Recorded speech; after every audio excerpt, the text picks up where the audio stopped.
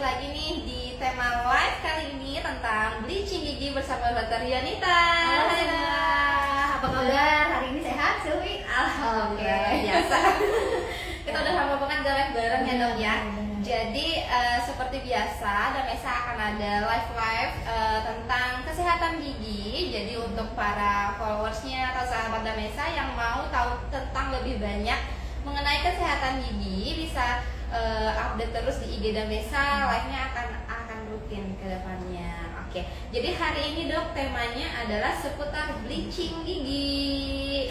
Untuk sahabat Damesa yang mungkin udah mulai merencanakan atau mungkin udah berniat tentang bleaching gigi, keluhannya mungkin ada yang gigi muning atau seperti apa, bisa langsung konsultasi atau tanyakan langsung di kolom komentar. Jadi langsung aja kita mulai live kali ini tentang bleaching gigi. Dok, mulai dari pertanyaan pertama. Kondisi gigi seperti apa nih dok yang bisa dilakukan bleaching? Sebenarnya ada beberapa hal yang mengharuskan giginya itu kondisinya baik sebelum bleaching. Yang pertama itu adalah giginya tidak boleh mengalami hipersensitif. Jadi tandanya itu bukan untuk pasien-pasien yang sensitif banget tuh, walau misalnya minum dingin atau minum suhu ruangan aja udah sensitif, mungkin tidak terlalu dianjurkan. Kemudian untuk gigi-gigi yang berlubang parah, jadi kalau gigi yang berlubang parah tidak disarankan untuk bleaching. Kemudian untuk yang lainnya adalah gigi-gigi yang sudah memakai gigi palsu, terutama di area gigi depan. Jadi gigi palsunya itu banyak gigi palsu cekak, yaitu kayak crown, gigi tiruan jembatan, atau implan di area gigi depan, mungkin tidak terlalu disarankan untuk treatment bleaching. Kemudian untuk pasien-pasien yang sudah terlanjur tambelan di gigi depannya terlalu banyak, tidak masalah memang kalau untuk di bleaching, tapi mungkin disarankan nanti setelah di bleaching tambelannya itu diganti ulang, disamakan dengan warna gigi setelah di bleaching. Dan juga yang terakhir yang penting adalah untuk pasien-pasien tidak ada riwayat alergi terhadap bahan bleachingnya. Jadi kalau untuk pasien-pasien yang alergi mungkin tidak terlalu disarankan untuk bleaching gigi. Jadi kondisi misalnya kayak udah ada tambahan gigi depannya itu nggak bisa ya dok ya? Ya betul. Jadi bukan tidak bisa sih sebenarnya, tapi disarankan nanti setelah bleaching tambelan itu diganti, disamakan dengan warna gigi setelah bleaching. Karena nanti khawatirnya warna jadi nggak sesuai. Benar, warnanya biasanya jadi tidak sama gitu. Biasanya kalau sebelum bleaching gigi itu ada perawatan khusus nggak dok sebelum dimulainya itu si perawatan bleaching? Oke, biasanya yang paling penting dilakukan sebelum tindakan bleaching adalah berkonsultasi dengan tenaga profesional. Jadi yang tenaga profesional di sini maksudnya adalah dokter giginya, karena biar tahu nih sebenarnya gigi kamu, gigi kalian semua itu indikasi nggak untuk perawatan bleaching. Sama yang kedua itu untuk pasien-pasiennya sebaiknya tidak mengkonsumsi makanan atau minuman yang bisa meninggalkan noda di gigi. Kemudian untuk selanjutnya untuk tidak meminum atau makan makanan atau minuman-minuman yang sifatnya asam atau bersoda karena bisa mempengaruhi warna gigi. Dan yang penting kondisi giginya harus bersih. Jadi kalau dipastiin sebelum tindakan bleaching teman-teman sekalian itu giginya udah dibersihin, udah digosok giginya. Walaupun nanti di dokter gigi tetap digosok dulu sebelum treatment, tapi untuk memastikan sebelum ke dokter gigi untuk tindakan bleaching, giginya harus digosok dulu. Jadi kondisinya harus bersih dulu. Betul, ya? Betul sekali. Takutnya nanti pas lagi bleaching masih ada sisa makanan. Benar, jadi nanti warnanya jadi nggak terlalu bagus hasilnya. Tapi misalnya kayak yang setiap harinya hampir ngopi, teh, itu ada pengaruh nggak sih dok buat si bleaching ini? Apakah nantinya akan menjadi putih banget setelah bleaching atau justru ada hal lain itu dok? Sebenarnya kalau untuk pasien-pasien yang memang rutin minum teh, kopi itu lebih ke arah nanti maintenance setelah bleachingnya aja sih.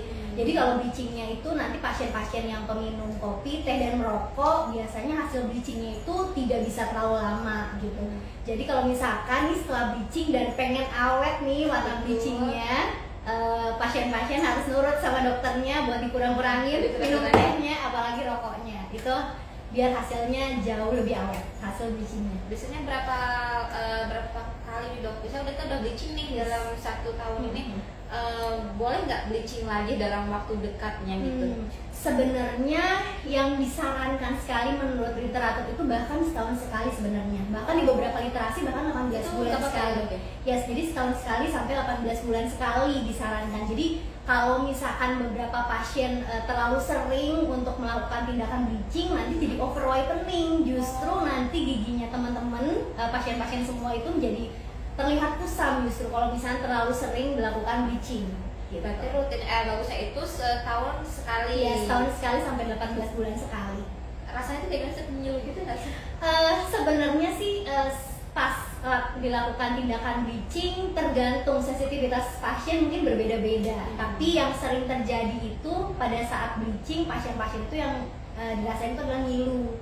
Dan rasa ngilunya itu kadang bisa bertahan itu sampai beberapa hari setelah bleaching. Jadi untuk teman-teman sekalian, pasien-pasien ya harus siap-siap nih. Jadi harus sudah tahu dulu resikonya pas lakukan tindakan bleaching pasti tetap ada rasanya, bukan berarti tidak ada rasanya, yaitu ngilu-ngilu. Ngilu-ngilu sedikit. Yes, ya. tergantung sensitivitas pasien. Biasanya pada usia berapa nih dok udah mulai bleaching? Apakah ketika remaja kita udah boleh bleaching atau ada usia-usia tertentu yang memang mengharuskan perawatan bleaching ini?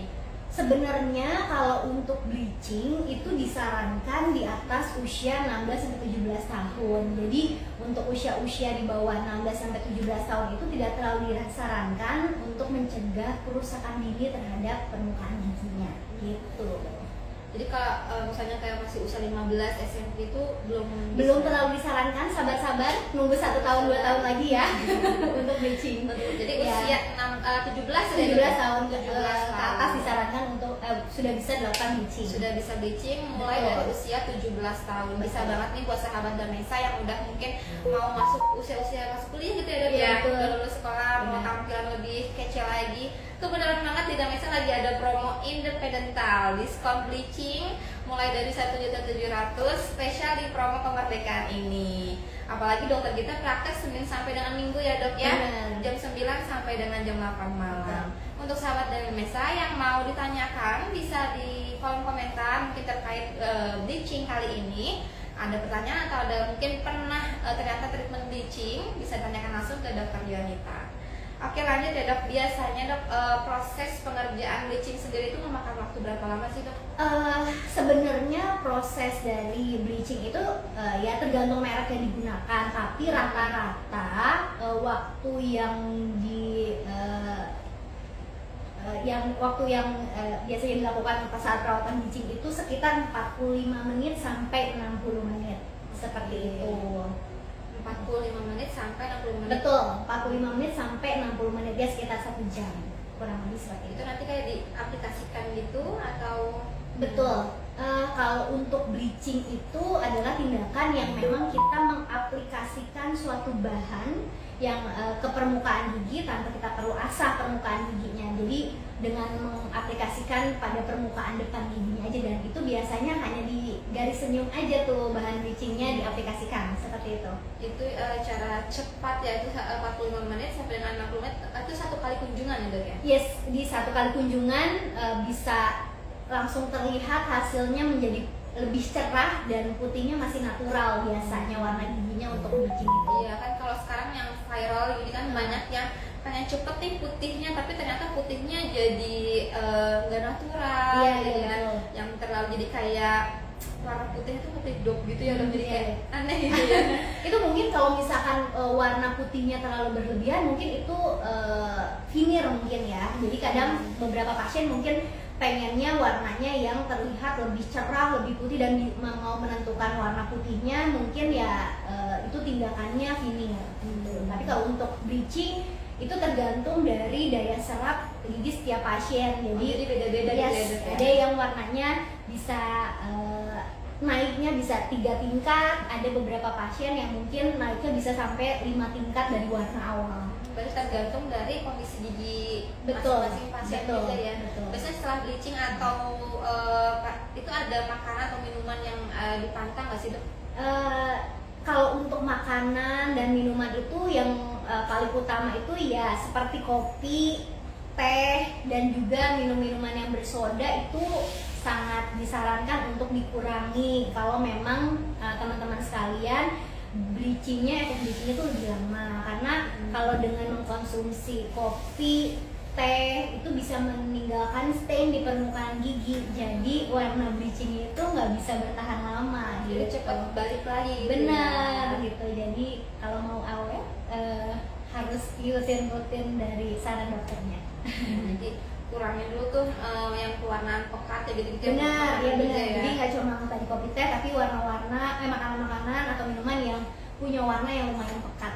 Opor, gitu. Iya benar-benar. Kaki ayam. Betul. Jadi sebutin langsung makan opor. benar-benar. Jadi harus dikurangi kalau memang mau awet hasilnya. Jadi itu untuk maintenance-nya ya dok ya. Ya. Oke, lanjut ke selanjutnya itu ada efek sampingnya nggak sih dok dari si bleaching ini? Oke, sebenarnya efek dari bleaching itu yang paling berasa di pasien itu pertama giginya sensitif, sama seperti yang udah dijelasin. Jadi gigi sensitifnya itu bisa terjadi pada saat tindakan sama pasca tindakan bleaching. Jadi rasa ngilunya itu kadang bisa bertahan beberapa hari setelah bleaching. Tapi teman-teman ya jangan kaget, biasanya ngilu-ngilu sedikit dan rasa-rasa tidak nyaman beberapa hari terakhir itu memang wajar terjadi pada pasien-pasien bleaching. Kemudian yang kedua, biasanya efek sampingnya itu bisa menyebabkan iritasi gusi. Jadi biasanya kalau misalkan iritasi gusi itu disebabkan karena si bleaching ini kan punya kandungan peroksid yang lumayan tinggi nih konsentrasinya. Makanya kalau misalkan terkena dari jaringan lunak mulut seperti gusi atau lidah itu bisa menyebabkan iritasi. Makanya kalau melakukan tindakan bleaching tetap harus di tenaga profesional seperti dokter gigi, karena kita tahu dan pasti akan sangat hati-hati pada saat melakukan tindakan bleaching. Ada prosedurnya gitu ya. Benar, betul banget Selfie. Dan kemudian ada juga efek sampingnya biasanya itu menyebabkan kerapuhan gigi, tapi tidak selalu. Tapi memang kalau untuk beberapa kondisi menyebabkan kerapuhan gigi itu jika pasien terlalu sering bleaching yang tadi saya jelasin gitu. Jadi kalau misalnya terlalu setahun sampai beberapa kali bleaching, efeknya itu lapisan giginya itu menjadi jauh lebih rapuh seperti itu. Yang penting rajin kontrol juga ya dok ya. Betul. Setiap 6 bulan sekali sambil maintenance juga si bleachingnya ini supaya awet, terus warnanya juga tetap stay gitu. Betul, ya. betul. Biasanya untuk bleaching ini kan mungkin banyak yang mau bleaching, tapi manfaat untuk gigi sendiri apa nih dok? Sebenarnya bleaching itu lebih ke arah manfaatnya itu lebih ke estetika sih. Jadi warna giginya itu menjadi jauh lebih cerah. Jadi pasien itu juga bisa menjadi jauh lebih pede ketika senyum, ketemu sama orang. Kadang beberapa pasien mungkin, aduh malu kok giginya kuning ya. Jadi kalau misalkan ngerasa saya pengen giginya menjadi lebih cerah dok, jadi jauh lebih pede, mungkin disarankan untuk bleaching. Jadi lebih ke arah estetika aja sih manfaatnya. Betul. Nah, jadi kalau yang mungkin masih kurang pede sama masalah giginya atau kondisi giginya, bisa banget solusi tercepat bleaching gigi karena hanya 1 kali kunjungan langsung cerah kembali. Betul, gitu ya dok ya. Benar. Tapi tetap harus konsultasi ke dokter gigi. Betul, ya. harus konsultasi dulu dan rajin kontrol rutin setiap 6 bulan sekali. Apalagi di Damesa sendiri, spesial di bulan Agustus ini lagi ada promo bleaching, jadi langsung aja kontak Damesa terdekat. Khususnya hari ini Dokter Yonita praktek di Damesa Gria Bukit Jaya. Betul, jadi boleh kalau bisa mau konsultasi dulu boleh. Ya. Boleh untuk sahabat Damesa yang mau ada ditanyakan bisa di kolom komentar terkait bleaching gigi kali ini bersama Dokter Yonita. Mungkin ada keluhan atau pertanyaan-pertanyaan lainnya seputar bleaching gigi. Dok, biasanya kalau bleaching itu misalnya kita lagi ada perawatan nih, perawatan gigi kan area depan ya, itu lagi perawatan gigi tapi dia juga kondisi pengen bleaching juga.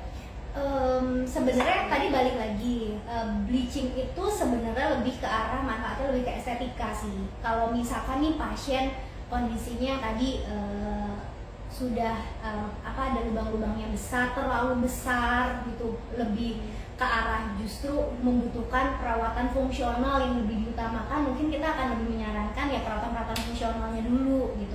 Tapi tetap kalau misalkan nih pasien kondisinya, wah saya ada lubang-lubang kecil nih dok di area gigi depan, tapi saya juga pengen bleaching biar makin putih gitu. Kalau misalkan lubang-lubangnya yang ukurannya juga masih yang minimal, belum sampai sakit hebat, teman-teman boleh dilakukan bleaching dulu, kemudian baru dilakukan tindakan penambalan gitu. Jadi tetap kalau untuk kita di dokter gigi yang paling penting itu adalah kesehatan giginya gitu. Jadi kalau misalkan memang ada kondisi yang tidak terlalu disarankan untuk bleaching, pasti kita akan info ke pasiennya. Apalagi kan kalau yang kasus-kasus yang apa giginya terlalu keras, Ya, jadi betul. tuh kayak di leher giginya tuh kayak itu lubang atau apa gitu, kayak cerukan-cerukan gitu. Oke.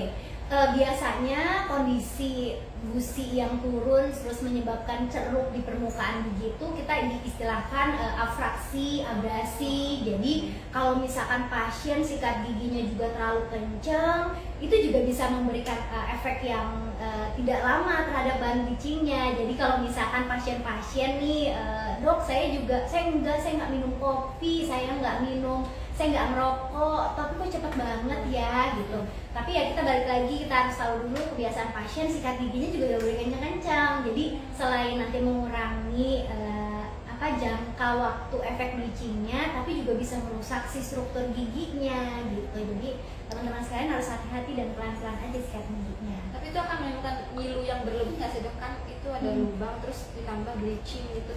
Ya, biasanya kalau misalkan kita lihat dulu kondisi abrasi atau afraksinya. Kalau misalkan terlalu parah, biasanya bagian area afraksi dan abrasinya ya kita nggak ikut sertakan bahan bleachingnya ya, karena nanti pasti pasiennya akan ngilu banget. Karena nanti ya kita akan ada pelindung di daerah situ biar nggak terlalu terpapar sama bahan bleachingnya. Karena memang kalau misalkan ada kondisi yang sudah menyebabkan abrasi atau afraksi terlalu parah, nah dan terkena bahan bleachingnya, biasanya efeknya pasiennya akan terasa ngilu gitu.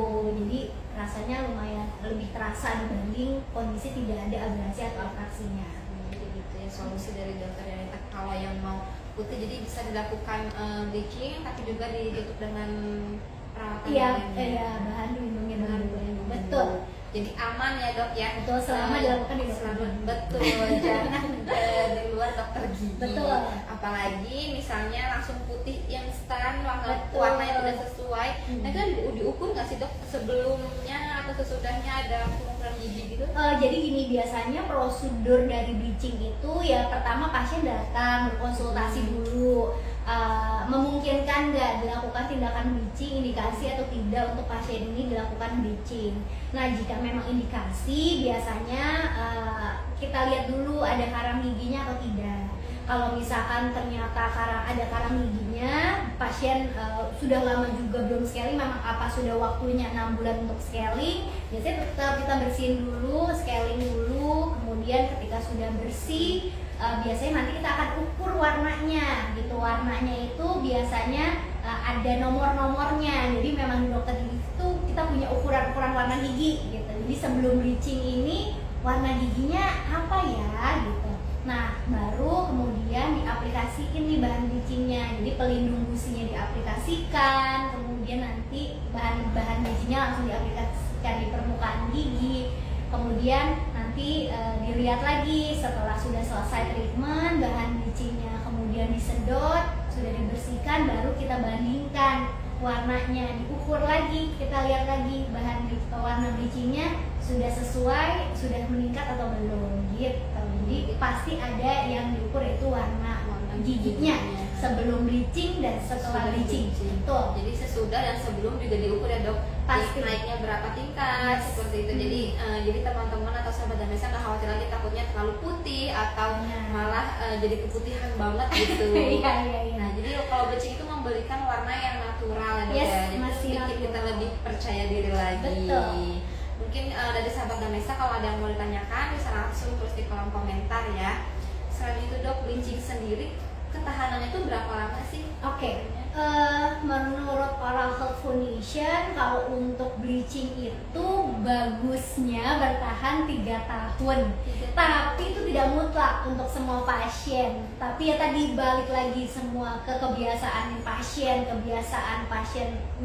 mengkonsumsi makanan minumannya seperti apa. Tapi memang secara literasi bisa bertahan sampai 3 tahun. 3 tahun. Yang penting cara maintenance-nya itu seperti yang sudah sampaikan ya dok ya. Yes, betul. Makanannya, minumannya juga. Bisa kita tetap pengen makan yang berwarna nih dok, misalnya kan kalau pecinta kopi ya kan, kalau ngopi nggak tidur ya kan. Justru nggak ngopi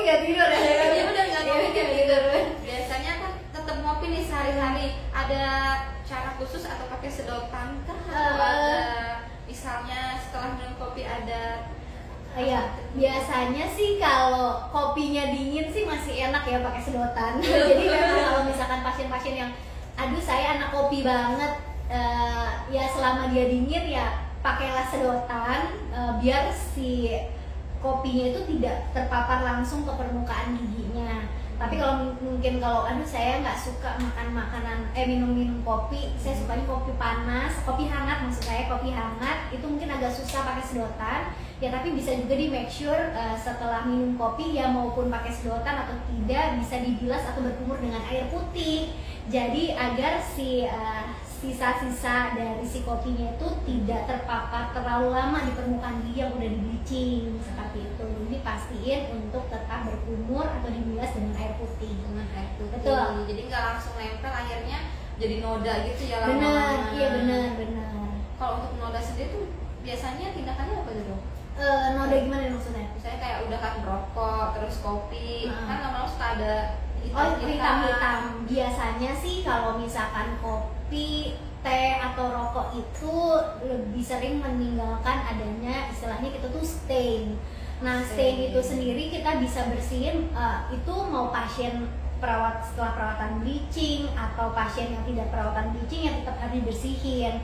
Nah, stain itu prosedur pembersihan stain itu dilakukan pada saat pembersihan karang gigi. Jadi di beberapa tempat dokter gigi biasanya sekalian bersihin karang gigi langsung pembersihan stainnya juga. Seperti itu.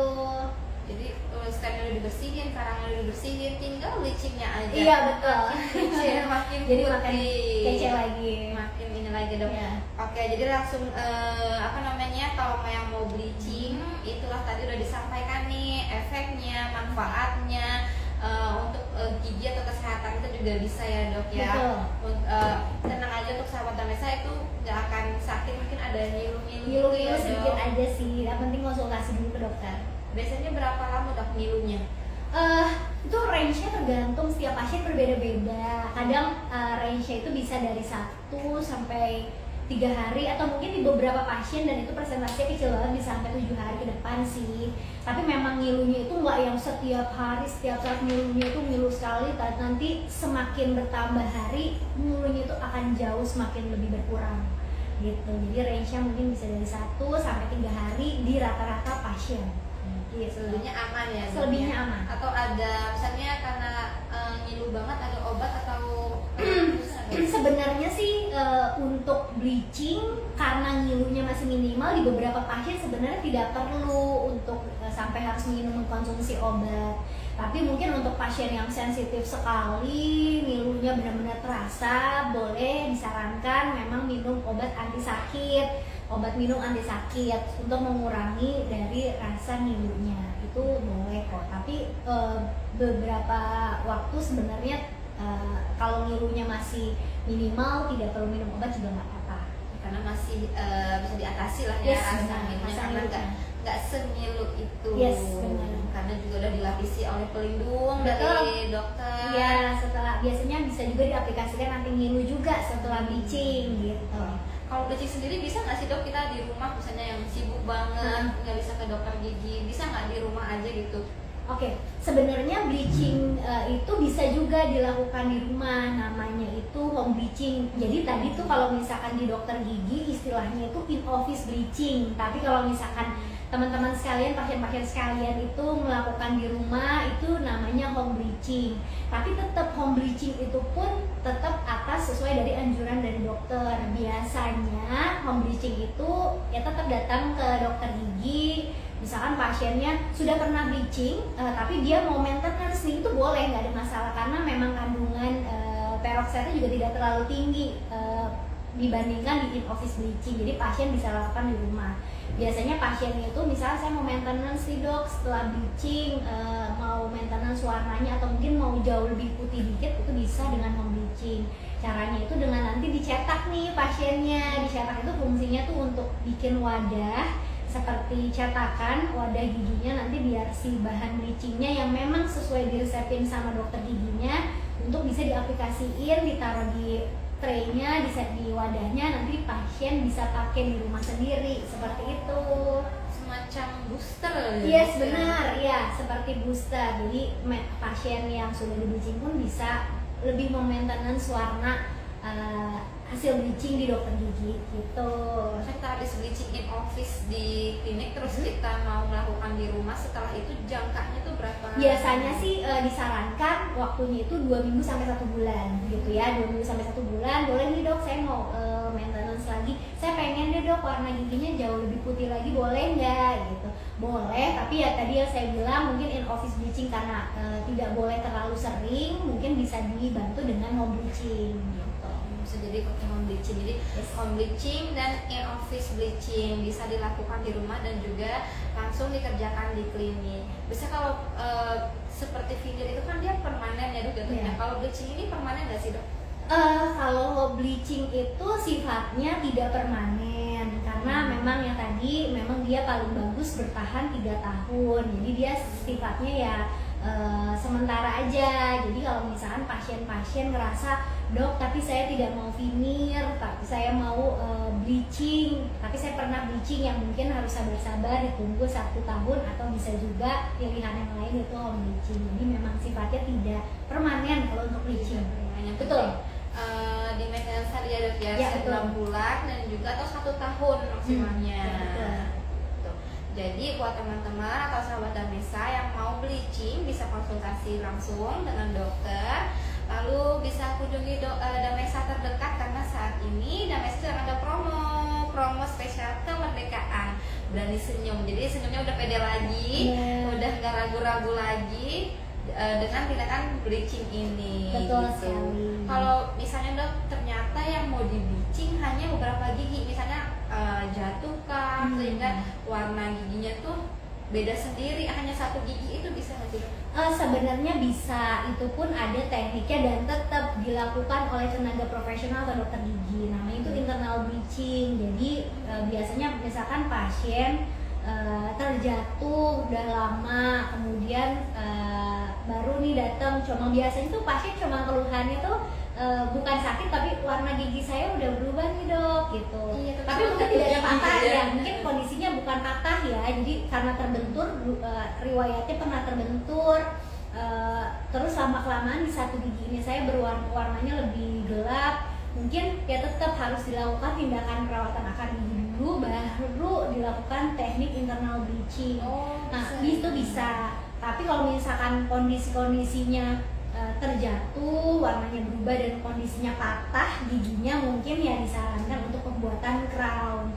Tapi kalau misalkan mahkotanya masih utuh, pernah ada riwayat terbentur area gigi tersebut, lama-lama menjadi lebih gelap, itu bisa dilakukan internal bleaching setelah dilakukan perawatan akar gigi. Jadi meskipun hanya 1 gigi itu bisa, tapi perawatannya itu beda lagi gitu ya dok ya? Biasanya harus perawatan akar gigi dulu, dipastikan kondisi giginya baik, tidak ada infeksi di ujung akarnya, sudah baik, baru boleh dilakukan internal bleaching. Terus setelah itu misalnya mau bleaching in office yang kedua itu bisa dong? Itu bisa juga untuk bisa membantu, misalkan warnanya jadi lebih putih, itu bisa dibantu dengan in office bleaching juga. Biasanya kalau untuk bleaching itu sampai ke area mana aja dok? Apakah sampai ke geraham? Jadi sebenarnya tawannya lebar nih dok lah. Sebenarnya sih memang disarankan itu bleaching giginya itu di area senyum, di area gigi. Jadi ketika pasien ini tersenyum sampai di area mana sih? Biasanya sih mungkin rata-rata pasien itu jarang sekali sih ya sampai ke area belakang gitu. Jadi biasanya ya kita lihat dulu pasien senyumnya di mana. Biasanya tuh rata-rata sebagian besar pasien itu senyumnya itu sampai di gigi geraham kecil yang kedua, dan biasanya kita memang aplikasiinnya tuh sampai di gigi geraham kecil ya, bukan di gigi geraham besar. Kenapa juga tidak terlalu ke belakang, kita mengaplikasikan kalau bahan bleaching kan sifatnya agak cair. Kalau misalkan kita naruhnya atau meletakkan bahan bleachingnya terlalu ke belakang dan kita sulit mengkontrol air liurnya, biasanya nanti takutnya bahan bleachingnya terbawa sama air liur dan mengiritasi jaringan lunak yang lain. Makanya selain kita memang di area garis senyum diaplikasikannya, kita juga untuk menjaga supaya si bahan bleachingnya tidak mengiritasi jaringan yang lain, karena kalau terlalu ke belakang nanti jadi takutnya kita asisten atau dokter itu tidak terlalu bisa mengkontrol air liurnya terlalu banyak gitu. Jadi segaris senyum. Betul. Jangan sampai saya geraham saya juga kuning misalnya. Iya. Mungkin tidak terlalu disarankan sih sampai ke belakang, tapi ya kita harus lihat kondisinya dulu. Kalau misalkan kita dokter gigi dan asistennya masih bisa mengkontrol air liurnya, masih bisa terlihat, tidak apa-apa diaplikasiin, tapi ya biasanya sewajarnya hanya di garis senyum aja. Di garis senyum. Jadi dari sini sampai segini tergantung senyumnya selebar apa nih. Iya benar. Jadi itu ya, kalau mau bleaching nggak semua gigi, tapi atas bawah tapi segaris senyum gitu. Betul, ya, Dok, tetap bleachingnya atas bawah, tenang aja. Jadi nggak cuma bleachingnya cuma atas doang ya dok, nggak. Tetap kalau dilakukan bleaching semua, tapi tergantung pasien ya. Biasanya ya kalau bleaching mau bagus tetap atas dan bawah, jadi warnanya bisa sama dan itu di garis senyum. Di garis senyum biar sesuai warnanya, nggak ada yang belang-belang gitu ya. Iya betul. Biasanya setelah bleaching nih kita ada maintenance khusus nggak, misalnya di rumah ataupun bekal dari dokter gigi sendiri? Oke, biasanya yang instruksi pasca bleaching pasien-pasien yang pertama itu untuk mengurangi rasa nggak nyaman itu dulu sih. Yang pertama kan efeknya itu ngilu. Biasanya mungkin di beberapa dokter gigi itu bisa juga menyarankan untuk dibantu dengan pasta gigi anti ngilu untuk pasien-pasiennya kalau memang ternyata ngilunya terasa sekali. Atau bisa juga kalau misalkan ngilunya luar biasa, yang tadi udah saya jelasin, kalau bisa dibantu dengan obat oral kalau itu pun kalau perlu. Kemudian tetap menjaga maintenance dari pola makan dan minumnya. Jangan makan dan minum yang tadi kopi, teh, bersoda, makanan terlalu asam. Asam itu lebih ke arah takutnya pasiennya tambah ngilu. Kemudian sama jangan lupa maintenance ke dokter gigi 6 bulan sekali untuk scaling, atau bisa juga untuk maintenance warna bleachingnya juga dengan home bleaching gitu. Misalnya setelah bleaching ternyata ada lubang gitu di gigi depannya, terus ditambal, nanti akan sama nggak dok warnanya? Setelah kalau misalkan ditambal setelah bleaching itu nggak apa-apa, justru nanti kita akan warna dari bahan tambalnya itu kita akan samakan dengan gigi yang sewarna dengan setelah bleachingnya itu. Jadi menyesuaikan. Yes, benar sekali. Jadi aman banget. Benar. Itu kalau misalnya ada tambalan atau setelah bleaching ternyata ada lubang nih, jadi bisa menyesuaikan dengan warna giginya. Iya, betul. Jadi tetap pede. Itu sahabat Damesa, mau yang ditanyakan terkait bleaching gigi bisa banget tanya ke dokter Janita. Oke, ada yang masuk nih dok pertanyaan. Dok, saya mau tanya, boleh tidak ya dok bleaching dilakukan saat sedang sakit gusi seperti sariawan? Boleh nggak dok nih? Oke, sakit gusi itu sebenarnya ya banyak sih relatif. Biasanya kalau misalkan sakit gusi itu lebih ke arah kayak peradangan gusi misalkan kondisinya. Makanya kenapa sebelum bleaching kita harus konsultasiin, selain itu, selain melihat kondisi giginya, dilihat juga kondisi gusi pasiennya. Kalau karang giginya terlalu banyak nih, terlalu numpuk, biasanya kita pending dulu, kita tetap scaling dulu hari itu. Kalau ternyata pas lagi setelah dibersihin karang gigi atau setelah di scaling pasiennya darahnya lumayan keluar banyak, juga soket-soket atau gusinya kondisinya terlalu radangnya parah, biasanya kita tetap harus pending dulu. Jadi tidak, pada saat itu tidak dilakukan bleaching dulu gitu. Jadi biasanya kita observasi dulu 7 sampai 14 hari ke depan ada perbaikan nggak di gusinya. Jadi tidak boleh dalam keadaan gusinya meradang. Dan kalau sariawan tergantung juga letak sariawannya. Kalau misalnya sariawannya di area pipi mungkin nggak ada masalah ya, nggak ada masalah. Jadi kalau misalnya sariawannya cuma ada 1 atau 2. Tapi kalau misalnya sariawan itu lagi banyak, kadang beberapa pasien itu mungkin biasanya ada faktor stres juga menyebabkan sariawan, dan sariawan jadi banyak banget di rongga mulut. Ya balik lagi, pasien itu takutnya tidak nyaman pas saat dilakukan tindakan bleaching. Karena yang tadi tindakan bleaching itu lama, 45 menit sampai 60 menit. Jadi kalau misalnya pasiennya lagi nggak nyaman, pipinya ketarik-tarik, mungkin ya tidak terlalu disarankan kalau misalnya sariawannya lagi banyak sekali. Tapi kalau sariawannya di area pipi dan hanya 1-2 sebenarnya tidak ada masalah untuk kalau sariawan. Kalau misalnya sudah bleaching, terus sikat gigi di rumah gimana dok? Aman nggak? Takut nanti putihnya hilang misalnya. Sebenarnya kalau sikat gigi ya nggak ada masalah. sikat giginya itu tetap sikat gigi biasa, tapi tetap mau pasien setelah bleaching atau pasien tidak bleaching, sikat giginya tidak boleh kencang-kencang. Jadi harus gitu halus, dan sikat giginya juga harus cari bulu sikatnya yang halus. Jadi kalau memang mau awet, sikat giginya nggak boleh kencang-kencang, sama bulu sikat giginya harus cari yang super halus. Yang super halus. Betul. Bisa tuh kalau kebanyakan ya dok ya, warga Indonesia nih, warga plus 62 ini, kalau ya sikat giginya kurang kencang, kurang terasa, tidak terlalu bersih, itu jadinya enggak yang halus. Jadi kebanyakan jadinya bikin gusinya jadi turun. Iya, jadi mulai sekarang mungkin teman-teman Damesa, sahabat-sahabat Damesa, pasien-pasien, sikat giginya coba tenaganya dikurangi gitu. Jadi untuk mencegah si giginya itu, permukaan giginya menjadi rusak gitu. Jadi harus dikurangin ya. Oke, ini ada pertanyaan dari sahabat Damesa. Usia berapa dok boleh bleaching? Lagi. Ya nggak apa-apa. Jadi buat teman-teman yang baru join, tadi saya udah jelasin kalau misalkan untuk bleaching itu ya disarankan di atas usia 17 tahun untuk mencegah kerapuhan gigi secara dini. Jadi untuk teman-teman semua, kalau misalnya 17 tahun ke atas dan berniat bleaching, boleh konsultasi dulu ke dokter gigi terdekat. Jadi biar tahu kondisi giginya boleh nggak di bleaching gitu. Jadi mulai dari usia 17 tahun sudah bisa melakukan bleaching gigi. Betul. Oke, pertanyaan selanjutnya, bisa rapihin gigi nggak kak? Bleaching giginya atau yang lainnya? Sebenarnya kalau untuk bleaching gigi itu hanya untuk mencerahkan warna gigi. Tapi kalau misalkan teman-teman sekalian mau merapikan gigi, itu mungkin melakukan treatment kawat gigi atau behel atau perawatan orto, dan itu pun harus ke dokter gigi ya. Jadi harus ke tenaga profesional. Jadi harus dipasang di memang dokter gigi yang punya kompetensi untuk pemasangan kawat gigi.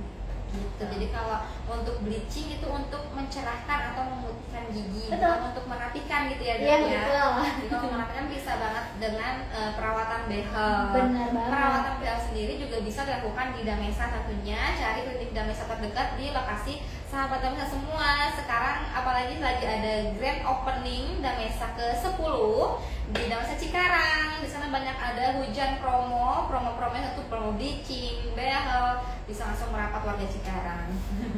Tentunya di cabang Damesa yang lain pun juga nggak kalah. Ada promo-promo menarik lainnya, promo Independental khususnya di bleaching kali ini yang tadi sudah dibahas oleh Dr. Yonita. Manfaatnya bagus untuk estetik ya dok ya. Benar, lebih ke arah estetika kalau untuk bleaching. Jadi manfaatnya sendiri untuk estetika, terus dipercaya diri pada usia 17 tahun sudah bisa melakukan treatment bleaching. Mungkin kalau ada pertanyaan lagi dari sahabat Damesa bisa langsung tulis di kolom komentar tentang bleaching gigi. Oke, ada masuk satu dok. Apakah bleaching gigi ada efek sampingnya untuk jangka panjang? Efek samping itu ya pasti mencerahkan gigi, efeknya jadi lebih cerah. Tapi mungkin kayak efek-efek sampingnya buat teman-teman yang baru join, tadi juga saya udah jelasin. Jadi kalau efek sampingnya yang paling terasa itu adalah giginya terasa ngilu. Jadi rasa ngilunya itu terasa pada saat tindakan dan juga pada saat pasca setelah bleaching. Dan itu biasanya bisa bertahan 1-3 hari ke depan setelah bleaching. Kemudian bisa juga yang tadi udah dijelasin juga adalah iritasi pada jaringan lunak mulut, seperti iritasi pada gusi sama daerah lidah kalau tindakan itu tidak dilakukan oleh dokter gigi yang bisa dilakukan secara hati-hati dan sudah profesional. Dan kemudian bisa menyebabkan kerapuhan gigi kalau misalkan terlalu over whitening. Jadi kalau misalkan bleachingnya terlalu sering, in office bleachingnya terlalu sering, itu juga bisa menyebabkan gigi lapisan gigi menjadi jauh lebih rapuh. Oleh karena itu tadi dokter Yunita sudah menjelaskan juga biasanya jangka itu 6 bulan sampai 1 tahun ya dok ya? Ya, sekitar 1 tahun sekali. 1 tahun sekali untuk bleaching. Kalau untuk kontrolnya bisa 6 bulan sekali. Benar, kontrolnya. Jadi nggak hanya cek warna giginya, bisa juga cek kondisi gigi yang lain. Gitu ya dok ya. Biasanya kalau untuk bleaching sendiri dok, misalnya ada karang giginya atau ada noda yang belum hilang, itu belum bisa ya dok ya? Misalnya Kalau ternyata pasien saya nggak ada karang giginya kok gitu, tapi ternyata banyak plak atau Oke. gitu. Sebenarnya kalau misalkan hanya sekedar plak dan karang gigi, kalau setelah dilakukan pembersihan karang gigi, sebenarnya bisa-bisa ya dilakukan bleaching. Biasanya kondisi gigi yang tidak bisa dilakukan bleaching itu adalah kondisi gigi yang karena mengkonsumsi antibiotik terlalu terpapar antibiotik terlalu lama. Biasanya kondisi-kondisi gigi yang warnanya itu keabu-abuan atau kecoklatan di seluruh rongga mulutnya, biasanya itu karena terpapar antibiotik. Itu tidak terlalu indikasi untuk bleaching. Biasanya kalau kondisi seperti itu warna giginya coklat-coklat dan keabuan dan pasiennya mau cerah, mungkin kita tidak terlalu melakukan bleaching, tapi kita mungkin lebih ke arah menyarankan pasien untuk tindakan veneer. Gitu. Karena warnanya sudah kayak mendarah daging gitu. Iya, gitu aja, jadi sudah tidak bisa dirubah dengan bahan bleaching kalau misalkan kondisi gigi akibat antibiotik warnanya. Jadi bisa veneer dan juga bleaching. Kalau mau yang instan dan cepat, satu kali kunjungan itu dengan Bisa dilakukan bleaching. Jadi bleaching ini bisa in office dan juga home bleaching. Seputar bleaching kali ini sudah dikupas tuntas oleh Dr. Yuanita. Mungkin kalau ada sahabat Damesa yang masih mau ditanyakan atau yang baru join, tertinggal nih informasi yang didapat, bisa langsung di kolom komentar untuk pertanyaan karena live kita akan segera berakhir. Jangan lupa saksikan terus live-nya Damesa di Instagram Damesa @andiskaclinic. Saksikan terus ada konten-konten menarik seputar kesehatan gigi. Jangan lupa mampir ke Damesa terdekat karena ada promo independental. Dan Dr. Yuanita praktek di Damesa Gria Bukit Jaya setiap hari apa dok? Setiap hari Kamis dan Sabtu dari jam 9 sampai jam 14.00. Oke, jadi yang mau bleaching bisa langsung konsultasi ke Damesa terdekat. Jangan lupa, jangan lewatkan juga promonya. Terima kasih sahabat Damesa yang sudah bergabung.